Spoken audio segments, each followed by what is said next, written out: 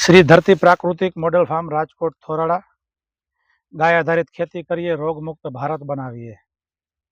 ગાય આધારિત ખેતીથી ખેતરના શેઢે પાડે વૃક્ષોથી આપણું પર્યાવરણ બચશે અને પશુ પક્ષીના ઘર થશે। અને ખેતરના શેઢે પાડે વૃક્ષો ફરતા બાઉન્ડ્રી વાવી તેમાં ડીપનો ઉપયોગ કરીએ, જેથી કરીને પાણી બચશે, પાણી સાથે સાથે પર્યાવરણ બચશે।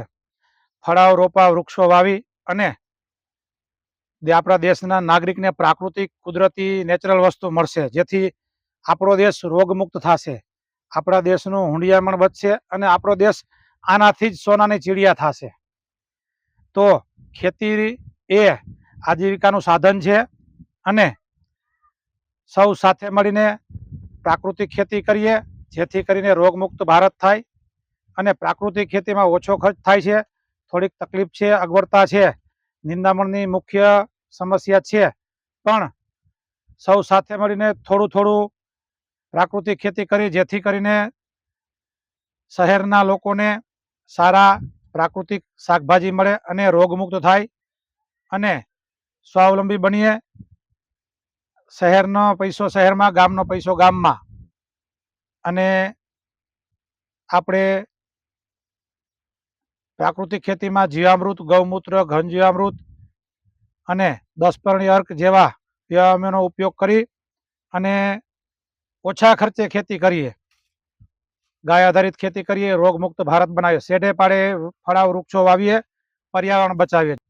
મિક્સ શાકભાજી, સીતાફળ, જામફળ, દાડમ, ચીકુ, કેળ, સરગવો જેવા મિક્સ શાકભાજી, ફળો અને વચ્ચેના ભાગમાં ડીપથી શાકભાજી કરવામાં આવે છે। 100% પ્રાકૃતિક છે। જીવામૃત, ઘન જીવામૃત, બીજામૃત જેવા વ્યાયામોનો ઉપયોગ કરવામાં આવે છે।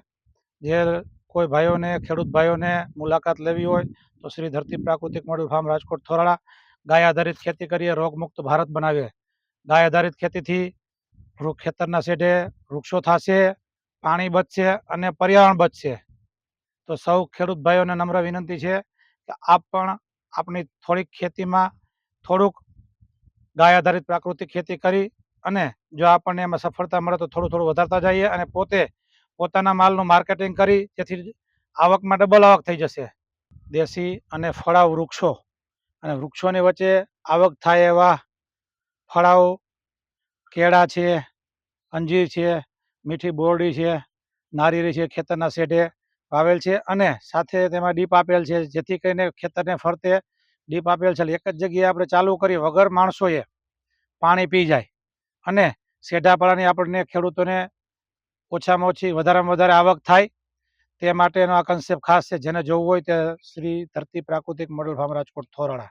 ખેડૂત ભાઈઓને ખેતરના શેઢે પાડેથી કેવી રીતે આવક થઈ શકે તે કન્સેપ્ટ અમે અત્યારે વૃક્ષો ખેતરના શેઢે અને વધારાની જે જગ્યા છે સાઈડમાં ત્રાંસિયું એમાં પણ વાવેલ છે। તો અત્યારે ખેતરના શેઢે પાડે નારિયેળી વાવેલ છે, 2 નારિયેળી વચ્ચે લીમડો, કરમદા, અળવીના પાન, સરગવો, પોપૈયા, કેળા જેવા મિક્સ શાકભાજી, અંજીર જેવા અલગ અલગ વૃક્ષો, ફળાઓ, ઝાડવા વાવેલા છે, જેનાથી ખેડૂત ભાઈઓને શેઢાપાળાની આવક થઈ શકે અને પર્યાવરણનું બચે અને એમાં સાથે પાણીનો પણ બચાવ ડીપ મૂકેલ છે, એના હિસાબે પાણીનો પણ બચાવ થશે।